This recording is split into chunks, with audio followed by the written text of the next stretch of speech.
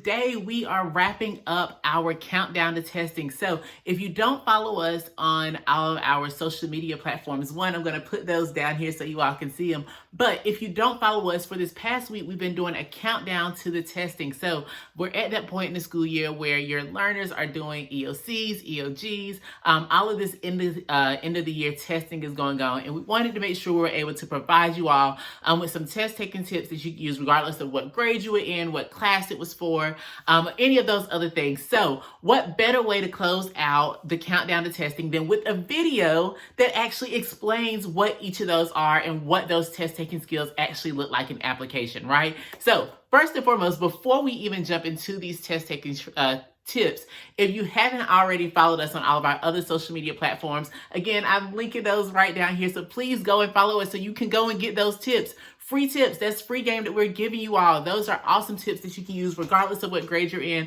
regardless of what subject you're taking that test for. These tips are more than likely going to help you when you're taking that test. So let's go ahead and jump in. And I'm just going to go through these 6 tips that we talked about. I'm just going to explain to you all what they look like in application. So this video, teachers, it could be for you.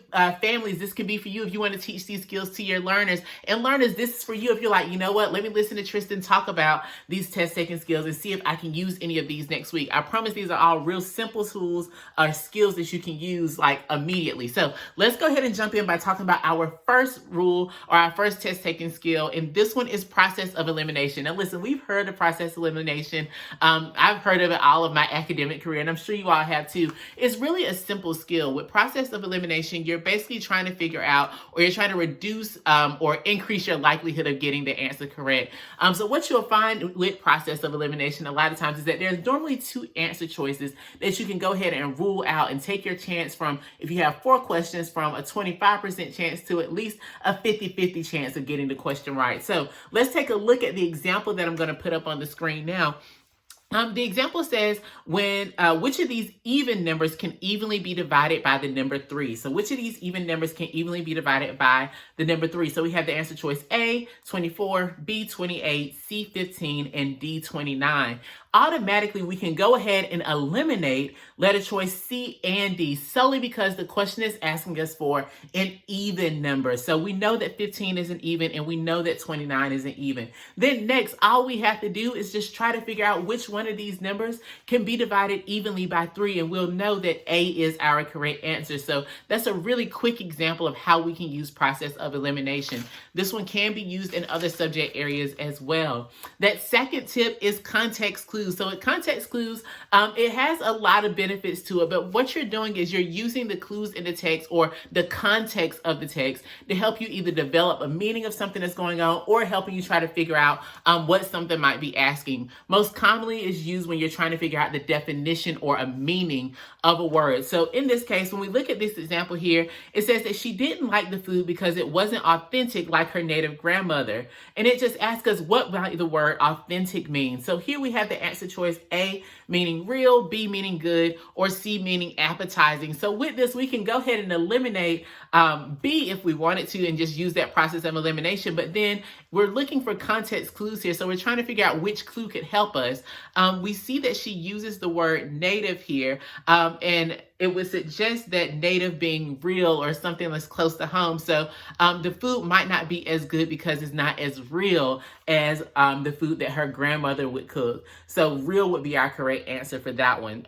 This next skill number 3, talks about annotating the text. Now, when we talk about annotating the text, I've heard teachers call this a billion things. You might hear them say annotate the text, use your metacognitive markers, mark the text up. I've also heard them say talk back to the text. I prefer to use the term talk back to the text because that's exactly what you're doing. So when you're annotating the text, you're just making notes to yourself. And adults, I see us do it all the time.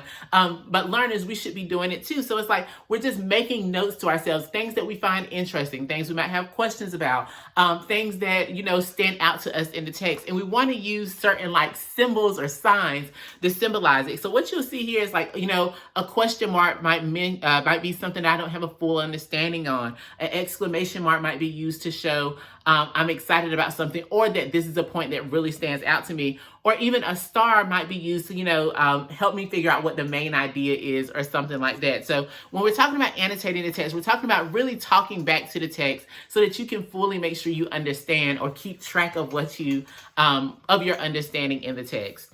And then this next one, y'all, this is one of my favorite things to talk about: constructing your essay questions. So when you're constructing your essay questions, there are 3 things that you want to be able to remember here. You want to be able to look at the prompt and figure out exactly what it's asking you to do, first and foremost. And then after that, you're going to see what it's asking you to talk about. And then you want to go ahead and start drafting your response to that. Now that's like the small Cliff Notes version of it. In the future, I really hope I'm able to come back and talk about constructed responses a little bit more, because I actually have a really good formula that my friend Kenya Grant gave me, and it's amazing for answering constructed response questions. So I'll be back to talk about those later on in another video, but I want to keep this one really short for you all. But yeah, when you're answering your constructed responses, you just want to figure out what it's asking you to do, what it's asking you to talk about, and then you want to go ahead and start drafting out that response so you can make any necessary changes that you want. One thing I will mention though, and then I'll go ahead and go on to that last test taking tip, is that you want to make sure with your constructed responses, they aren't 9 times out of 10, they aren't looking for these full out essays. Your constructed responses are maybe a paragraph at the longest, because they want you to be straight and direct and to the point. And they want you to just fully answer the prompt, nothing more, nothing less. So again, I'll come back at another time and talk about the constructed essay questions if that's something you all are interested in me making a whole video about. And then last but not least, that last tip, maximizing your time. So this one is going to be the easiest thing for you to do, and it's also going to be the most beneficial. So teachers, ahead of time, it's okay to tell the students how many questions are going to be on the test. There's no secret in that, and I don't think we can get in trouble for that. So let your students know, for this exam, you're going to have 60 questions, and you're going to have an hour to take that you're going to have an hour to answer those 60 questions so that students can plan in advance. I know I'm going to have at least 1 minute or no more than a minute on each question. So when we talk about maximizing your time, we're talking about you figuring out how many questions are in a given section or how many questions are in a given test.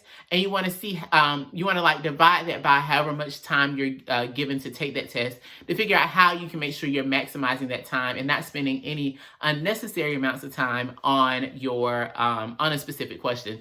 So listen, I wanted to keep this video really short and sweet, and I just wanted to unpack those just a little bit with you all. But if there are any other test-taking skills that you feel like it's important for learners to have, please, please, please go ahead and comment. Leave them in the comments so that other people can see them. I want to see them too. I'm still a teacher, so I want to be able to share some other skills with my learners as well. Once again, thank you all so much for watching this, and good luck on testing, everybody. Good luck.